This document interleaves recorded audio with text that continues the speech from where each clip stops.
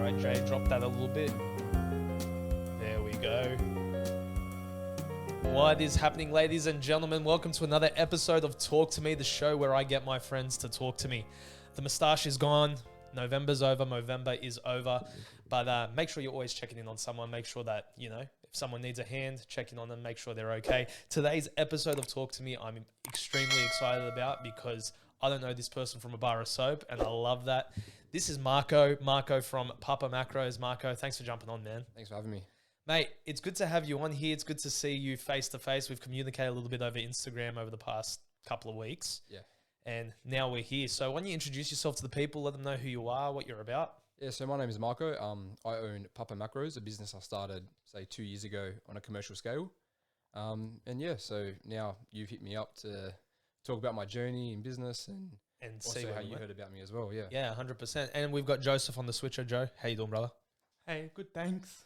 You always buckle every single time you're on that mic.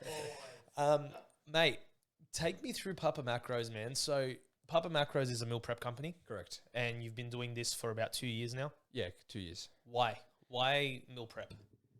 Look, honestly, it's not something I ever planned for, more something I fell into. Mm-hmm. So me being into fitness myself, playing soccer growing up, after the age of 18, stopped playing soccer, into the gym, had goals to compete in bodybuilding. But now at the start of this business, I don't really have much time to properly train. For sure. Always meal prepping for myself, counting calories, training 6 days a week, doing my cardio, pretty in tune with it all. At the time, I was working as a property valuer, or that's what I studied. I studied property and finance. Very different field, mate. Yeah, and in that workspace, it's a male-dominant industry. So I go to work every day with my meals, and all the guys I was working with in the office said, "What are these? Can you make me meals too?" That's it. So that's where it began.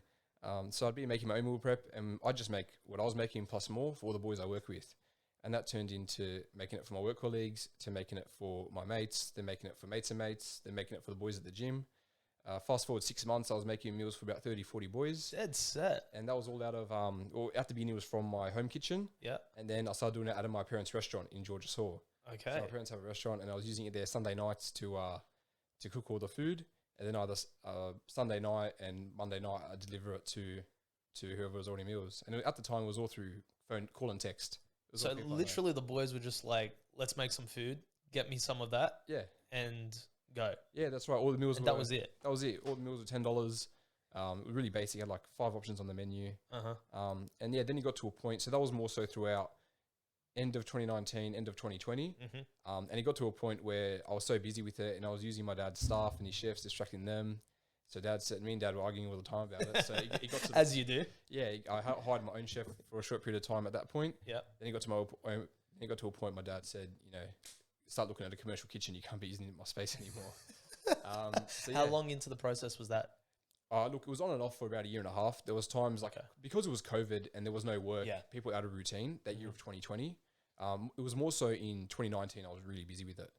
But then at the end of 2020, when sort of lockdowns eased, and then it got ramped up again.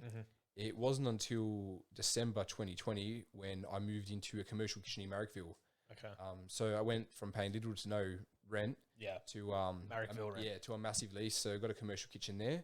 And that's where the journey really began for me. That's when it went from just a side hustle to, a full-time gig. So what made you consider going from finance and building to that? Like, it was a side hustle, you're having fun with it, but what made you actually be like, no, you know what, I want to pursue this thing?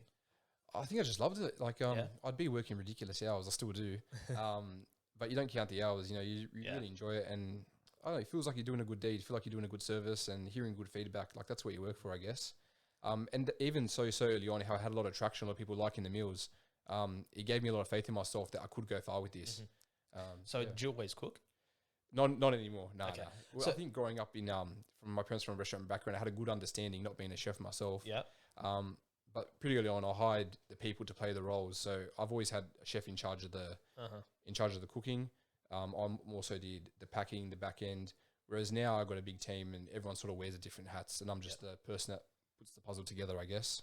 Far out, man. Yeah. So did you cook from the start though? Like when you were prepping for yourself? Yeah. Mate, your meals must have been good for people to be like, get me some of that. Oh, look, they were very basic. It was just a protein sauce, carb sauce, and veggies. Yeah. It was very basic. Obviously now it's we really put a lot of attention into the recipes, everything down to the sauces, the marinades, like the sodium levels. It's so specific and like tailored to what customers ask or to what complements other meals on the recipe, other meals on the menu, I should say. And so you guys went from a small kitchen to your dad's kitchen to a commercial kitchen to what you are now. And this is what they've got, ladies and gents. This is what we're looking at here. This is very well done, brother. I've got to say, for a thank you. Aussie-grown company, mate, that's phenomenal. That is really cool. So what makes you guys different? I think number one thing compared to a lot of the other brands, on our size, it's all natural ingredients. We don't use any artificial sweeteners, no preservatives, no sugars, no added sugars, I should say. So in terms of quality, we're definitely on the higher end. Yeah. And in terms of people's digestion, we take into account like minimal onion, minimal garlic, minimal salts. We don't cut corners to cut the cost on the food. And that's why we have a lot of subscribers, people that stick with our meals. Like, I don't know if you've had other brands or whatever. Yeah, so we were talking off air, and many of you know I'm with My Muscle Chef. Yeah. I've been with them for 7 or 8 months now. Yeah. And when I saw yours, it intrigued me because I saw, like, I'm looking at your website right now. You've got locally sourced ingredients. Everything seems very family orientated, which is awesome. Yes. But then I look at this and I think to myself, how are you giving us this type of quality food and keeping it at the prices you are? Because your prices are cheap, man. Yeah, you got to be relatively competitive. You can't be too far out of the range, otherwise people don't see the value. So you still got to have value for money, and that's another thing. We source all of our ingredients from local family-owned businesses. That's awesome. Here in Sydney, so that's something we've done from the beginning, and we still stick to now. And incorporate natural ingredients as much as we can, because look, at the end of the day, we are a health-based business, and I don't want to be putting that type of stuff in our meals to cut corners. Yeah, and that's something that I always want to maintain: quality over quantity. And I think that's what a lot of customers really value and why they stick with us so long. Another thing as well is we update our menu every month. So today I just announced our December menu going into summer. That way the variety keeps continuously going. So I saw that. How do you keep track of that? Because you're constantly coming up with new meals, which honestly is probably the worst part about Muscle Chef, for example. And I'm only talking from experience. Yeah. They'll probably update their menu once a season, so once every 3 months or so. Yeah. You're updating a lot sooner than that. Yeah, look, on our because we are a smaller brand, we're not in every single Woolies, Coles service station. We do stock a lot of businesses. We stock a lot of independent gyms, supplement stores. We've worked with a few IGAs, Food Works in the past. But look, once you're on that scale, it is really hard to do the things like I'm doing now. Because I'm a smaller business, I can still manage that. That's why, like I said, the goal isn't to be the biggest, it's to be the best. Yeah. That's sort of been my goal from the start. Obviously, always looking to grow, but not to exceed what makes us different. Yeah, and I think that's the thing that a lot of people miss out on is the fact that, I guess, once you do get to that level and you do grow out of proportion, you become massive, you do start taking those risks, cutting those corners, whatever it is. But the fact that you're using homegrown stuff, Aussie businesses, I don't think you can do that once you get to that level, right? No, definitely not. Definitely not. And no disrespect to other brands out there. They do a great job of what they do. But every brand has their point of difference. So my big thing was this. I really liked your company. I liked the look of it. One of the guys from church, so one of the guys from church, Alex, who watches the show, shout out to Alex, he told me about you. So he's got a job in your factory. He's packing boxes and everything like that. Yeah. And I go, where do you come up with a food prep company to work as a part-time job? He goes, oh yeah, I know him through my cousin and this and that. And that's how we came here. But what was cool was you're homegrown. Like you're from the area, bro. Yeah. You're just down the road. Been in Bass Hill my whole life. Bass Hill your whole life? Yeah. Between Bass Hill, Greenacre, Yaguna. Okay. Yeah, I'm a Greenacre boy. Yeah, we grew up in Campbelltown for a bit as well, so nice. we're all over the place. You Lebo? Italian. That's right. Your last name. I couldn't pronounce your last name. That's right. No stress. Many people can. It's a long one. Italian. So your parents own an Italian restaurant? Yeah, correct. Okay, where's that? In George's Hall. So it's called Gasparo's. Oh, you been there? Once, twice, yeah. Okay, so that's your family. Yeah, that's right. So we do a lot. It's an Italian restaurant. We do a lot of functions as well. So that's mum and dad's pride and joy. Okay. Yeah. And so you definitely just joined the family business, mate, just in a different way. Yeah, I never saw myself doing something similar to what my dad does. Yeah. Just because looking at how my dad's lifestyle, he works big hours, not much of a life. He's married to more so business than anything else. Yeah.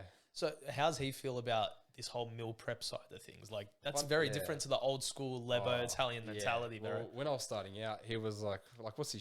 Where's the bread? Where's the sauce? Yeah. You know, where's the pasta? Like he's not. No one's gonna get this. Not real food. Yeah. But I think in the past year, he's really seen how it has grown and how it is that like people do purchase this. You know what I mean? Well, my dad's a chef by trade as well. So well, he started off he's Lebo, but he started as Italian chef. Yeah. And so I understand that old school Lebo mentality or that old school ethnic mentality of what are you doing? This isn't food. This is different. But one thing that I saw on your website that really intrigued me was you're not just a microwave. Like a lot of these other companies, they seal wrap their food so that you just pop it in the microwave, you're good to go. Yeah. You got 3 ways of cooking your food. Yeah. You can look. 90% of people will use a microwave. 100%. Depending on the recipe, you can put it in a pan heat, or you can obviously out of the plastic container and reheat in the oven. It just depends how fussy you do want to be. The fact that you provide that option is rare. Like that's what I'm saying. Like that's different, bro. Like that's pretty cool. Yeah. It's you got to give people the options because a lot of people. I never owned a microwave until I started doing my own meal prep. Yeah. A lot of people still don't own a microwave. Yeah. Why do you think people do meal prep? Convenience. Convenience? Yeah, convenience. People are time poor. If they know they can get a good product for a good price done for them, that's like a lot of the guys that I used to work with that were my first customers really. They went into gym, they went into fitness. They were just sick of eating out every day, spending $30 on Uber Eats, and my meals were $10. It'd fill them up. They'd be happy and they'd feel better as well.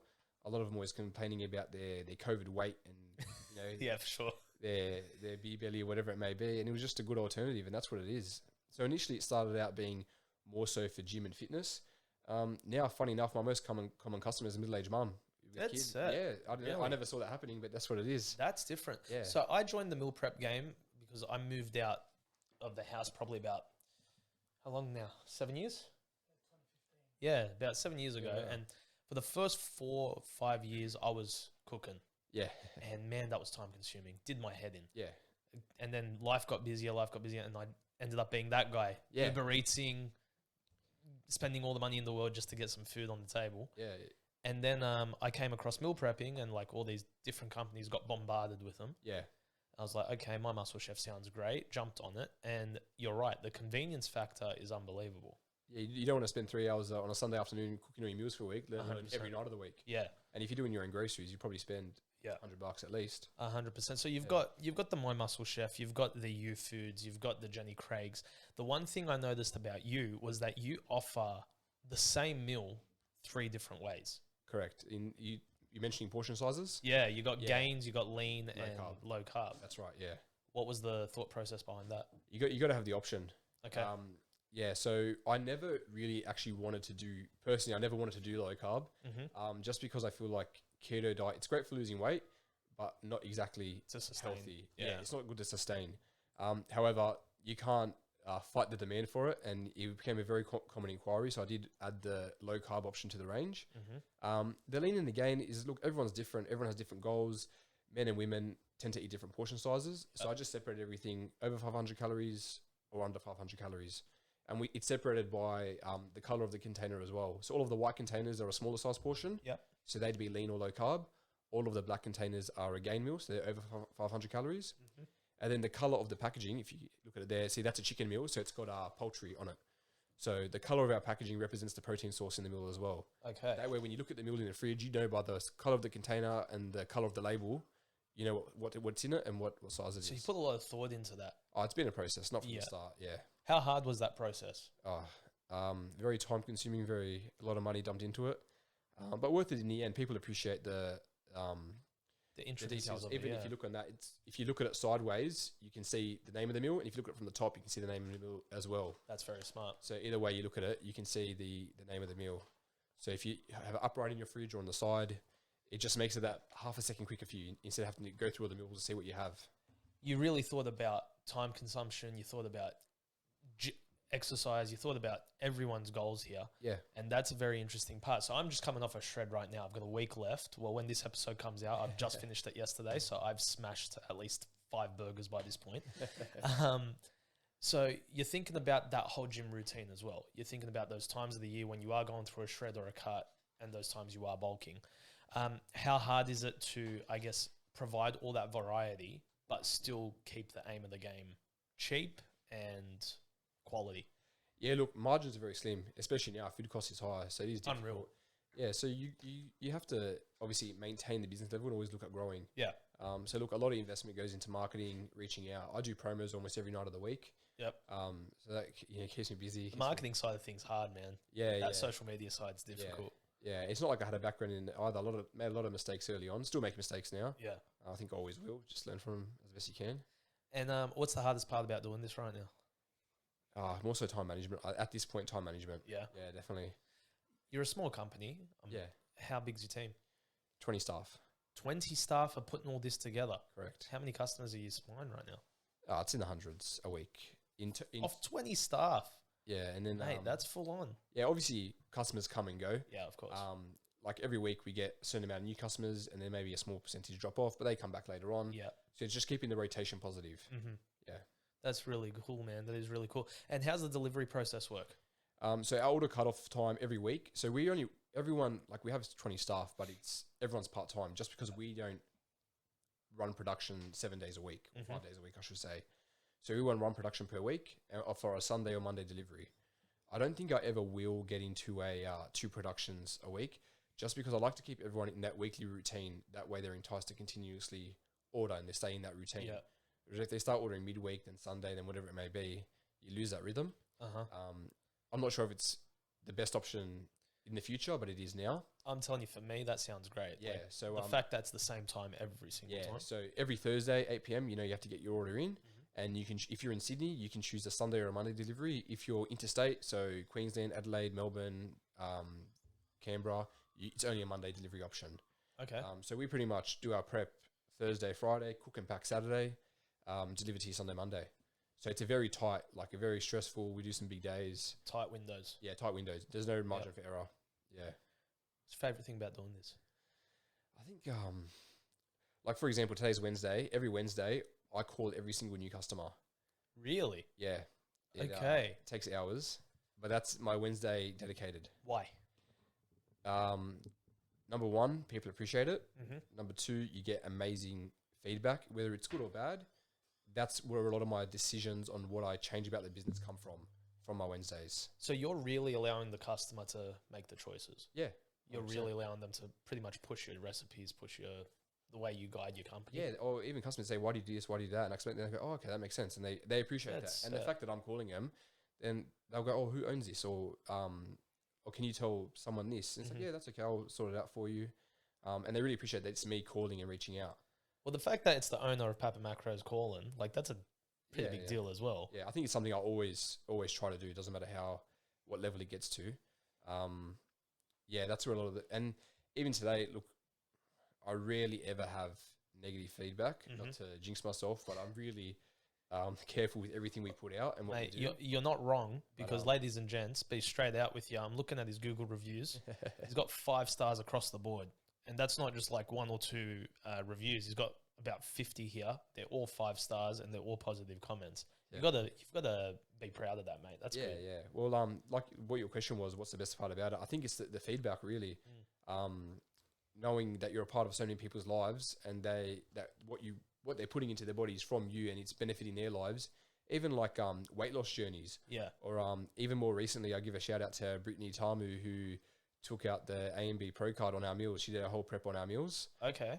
Probably the first pro bodybuilder to do that. Dead set. Yeah, so that was great. She did Congrats, really well. man. And she's a mother of 4 kids as well. Really? Yeah. Far out, man. That is awesome. That's Yeah. really cool. So you're really a customer-based company, man. You're not a food company. No, That's for interesting. Sure. It is a people business. Even though it's all online, it's still a people business. And mate, ladies and gents, I got to tell you, this guy's an awesome bloke. He dropped off a full box of, like he said to me today, he goes, I'm going to bring you a couple of meals. I go, yeah, no worries. 1 or 2, we'll get 1 each, mate. He drops off a whole box of meals and goes, enjoy. And I'm looking forward to it because like I told you off air, I'm always excited to see what local people are doing. And if this is good food, which I'm assuming it is because I can't see anyone saying it sucks, mate, I'm moving over. And 100%. that's what I tell you, ladies and gents. I'll never recommend something I've not tried myself. So I'm definitely trying this week. But just off this conversation, man. This is awesome. This is really cool. Yeah. What's I couldn't come in empty-handed. Well, I appreciate that, man. That's that ethnic mentality, bro. Yeah, I that's right, appreciate that's that. What's the end goal with this? What's the 5-year plan, the 10-year plan? What are you thinking? Look, I've set a lot of goals, but it always interchanges. Like when I moved to my first factory in Marrickville, I envisioned being there for a long time.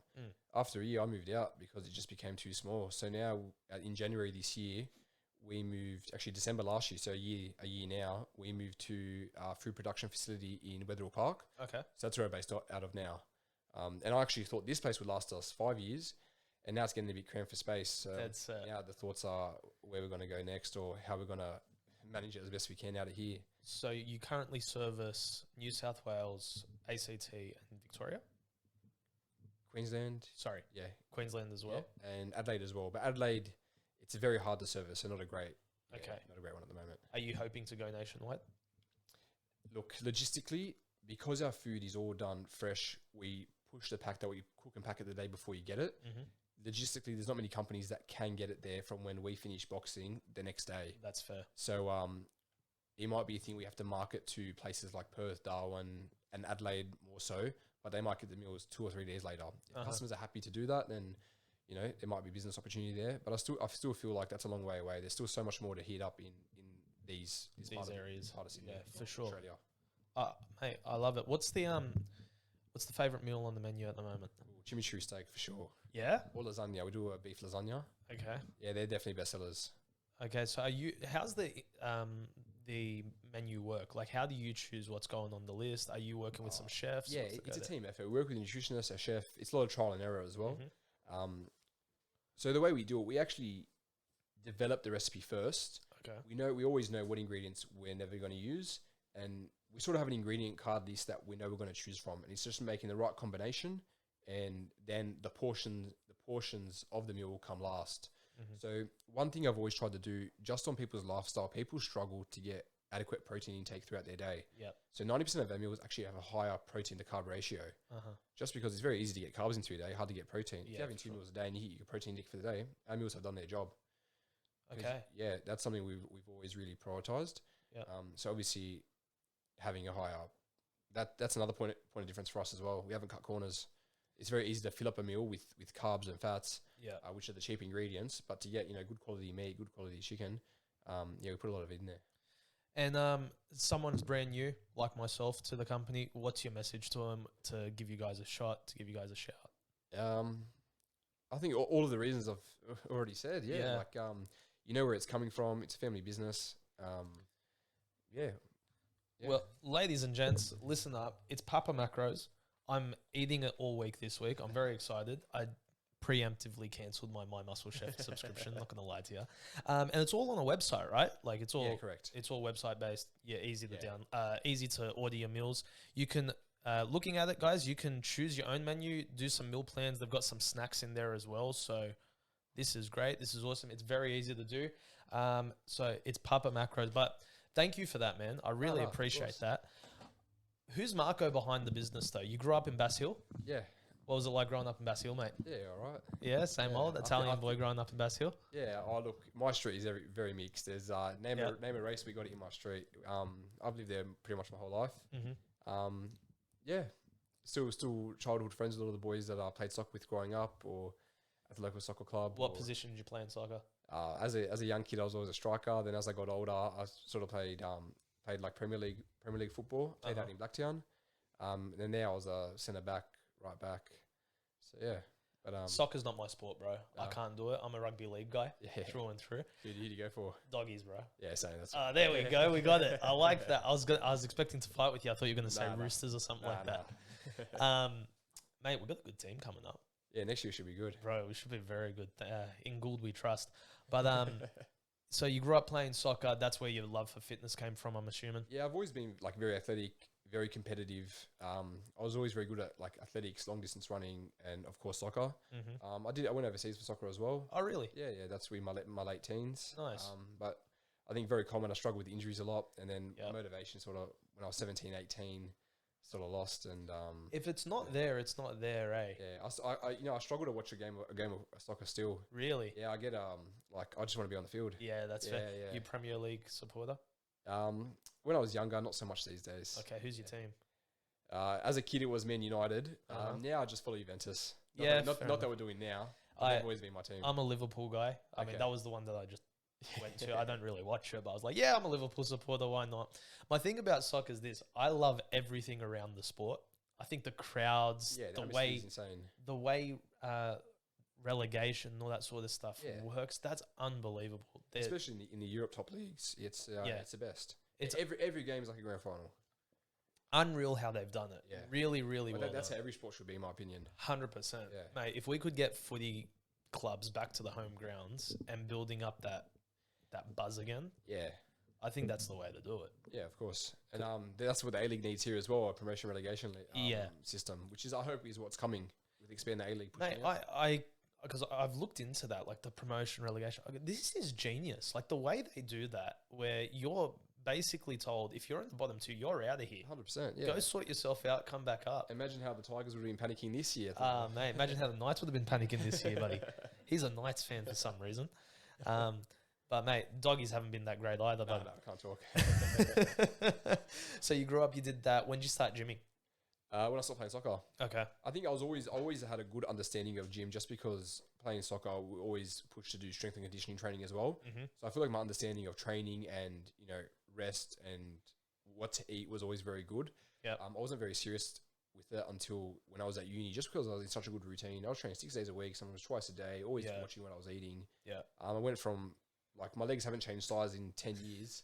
But I went from being, 70 kilos to now around 90, 95 kilos. Wow. And look, the past 2 years since I've started Papa Macros, my health and my own fitness goals have gone down the hill. So you're helping everyone else. Yeah, that's and right. yours have just taken the dump. Yeah, it's disgusting. Sometimes I complain to my girlfriend and like, what's happened? Like, that's the price of owning a business, yeah, bro. Right, you're killing it in that regard, bro. Yeah, I'll try to at least. So, how old are you, sorry? 25. Oh, I'm 25 too. Okay, so you're only 25, bro. So you started this at 23. Yeah, correct. Mate, what 23-year-old gets the motivation to do that, though? Like, that's what I'm trying to figure out, is how do you go, yeah, let's bite the bullet, let's do it. To be honest, I think it's just watching my parents. My dad owns a small business. He works ridiculous hours. Never complains, gets up and does it. Like the weekend that just passed, I think he got 7 hours sleep between 2 nights. That's now I'm doing similar stuff like that now. So it's crazy how your parents get you down that path. My dad always just get up and go. Mm-hmm. He's always worked 7 days, 7 nights. So I think that's sort of just instilled into me. Yeah. My mum as well. She does, similar hours. She's not far off.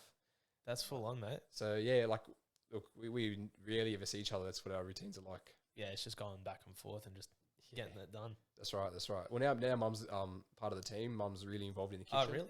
Yeah, she doesn't actually work with my dad too much. She's more so with me in the factory. Okay, so you stole her off him. Yeah, he always complains about that still. Yeah, mum's great. She's actually the only one at the kitchen that doesn't listen to me. Oh, of course. I'm very strict on our processes just to make everything run as smoothly as possible. I'm a process guy too, Yeah, my chefs, my packing guys, the drivers, or the kitchen hands, man, they follow the book. They do everything to a T. I got all the paperwork there with the schedule and what's being cooked, what's being packed, what's being chilled, how it works. My mum will just do things the way she wants to do it. And you can't stop that, bro. You can't stop it. Yeah. You can't stop that. When the mum wants to do it her way, she does it her way, and that is it. Yeah, she doesn't care about the paperwork. No. Don't worry about the paperwork. It's all done my way, buddy. Don't worry about that. Yeah. That's all good. So is your plan to stay a family business? Like you plan to keep it at that route? Yeah, try to. Look, I have had an investor come on board when we did do our big move. Really? Yeah, it was something that needed to be done to keep up with the brand. 100%. Look, to fund a move to a small kitchen in Marrickville to a food production facility, and to do a fit out is crazy. Yeah, and to keep the business growing, that's what you need to do sometimes. 100%. Yeah, and I don't look. If you're not growing, you're not moving. You got to be moving forward. If you're stagnant, you're going backwards. That's the way I've seen it. 100%. So, yeah. Okay, man. Before we end this off, let me ask you, what's your advice to people? They can't do a meal plan. They can't jump onto something like this, but they are able to buy a few ingredients. They're able to sort it out. What's your advice for them to build their own nutritional meals throughout their week? Don't complicate it. Super simple. Pick 2 or 3 protein sources, 2 or 3 carb sources, a couple of veggie options. You don't need to buy, 15 different things. You can keep it really simple. Like you can get chicken breast, get it pre-diced, pre-stripped. That way it saves you cutting it. You can use basic marinades, a little bit of salt. You can use nice spices, such things like Cajun, paprika, natural herbs. And with that, you can combine that with sweet potato, white potato, rice, brown rice, white rice. Yep. You can only pick 3 of those, and then you got 3 different recipes. I feel like a lot of people, when they're trying to do their meal plan, they might get a plan online from a coach. Yep. And you look at the ingredient list between, their 10 meals throughout the week, and every single meal has a whole different range of ingredients. So they're buying now, 30 different ingredients to make 10 meals. You're going to be cooking for hours. Just simplify it. And if you get sick of eating the same thing, have 1 week where you eat only this, next week you eat only that. Yeah, it's hard to get the motivation for people that are new to the gym, that are new to the health lifestyle. Yeah. What's your advice for someone that's walking straight into that lifestyle? There's a lot of there is a lot of bad advice out there. I would say that comes from not to diss supplements, but that comes from the supplement industry needing. I think people prioritize what supplements they take over their sleep and what they're eating and how they're training. Yeah. The 3 main pillars of health, I think, is sleep, what you eat, and how you train, or how you exercise, I should say, not necessarily train.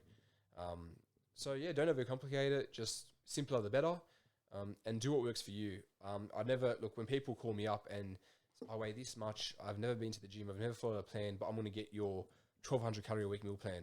I say, don't do it. Yeah. Don't get 5 meals, get 8 meals or 7 meals for your first week.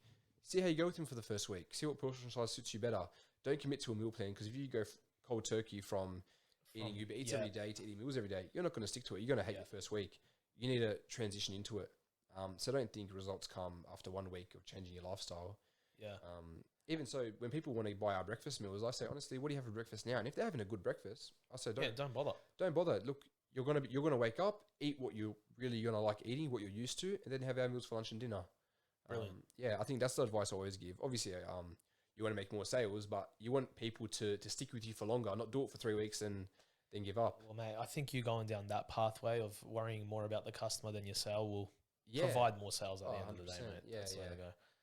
All right, mate. Well, before we close this off, I asked this question to all our guests. I'm going to chuck you into a DeLorean. Send you back in time. 10 years. No, 10 years in the is it past. 10 years or is it 5 years? It's 10? Okay, I'll send you back 10 years. You're 15 years old. What's your one piece of advice to young Marco to get him through the next 10 years? I don't know. I never thought about that. Give it a think. I like this question, bro. It stumps everyone. Stumps everyone when they get it. I think at the time, my life was just soccer, soccer, soccer. I didn't really think about anything else. So, I think if I was to give my 15-year-old self advice now, I don't think I would listen to it anyway. I don't think anyone would, bro. I don't know. Maybe just maybe respect my parents a bit more. Not that I didn't, but nice. A bit more. Every 15-year-old needs that. I think maybe just maintain some of the friendships I had then a bit better, and more worry about the people around me rather than just living in my own world. It's very easy to get into your own bubble and just see your own goals and your own day-to-day without being considerate to everyone else around you. And as a teenager, you don't understand that. Yeah, 100%. But in terms of goals, I think I had it nice in the sense where, like, I went to uni, I studied something I was interested in studying. I loved uni. Yeah. I made like lifelong friends out of uni. I'm still friends with all the boys and girls I went to uni with. Yeah, man. So I wouldn't really change any of that. And if I didn't study what I studied, I probably wouldn't be doing this, because I would have been working where I worked. And that's the thing, man. Life's a process. Sometimes it goes down different paths that you didn't expect, but that's the cool part about it. Yeah. All right, Marco. Well, thank you so much for doing this with us, man. I appreciate it. Where can the people find you online? papamacros.com.au, or hit up our Instagram at papamacros. All online. The number's there. Most of the time I answer the phones anyway. So, That's it. Well, ladies and gents, thank you so much for joining us for another episode of Talk to Me. You know where to find us. Have a chat with Ray and Stat on all the social medias. Make sure you hit that subscribe button and sort us out that way. Marco, thank you. Thanks for talking to me. It's good, man. I feel so different with those off.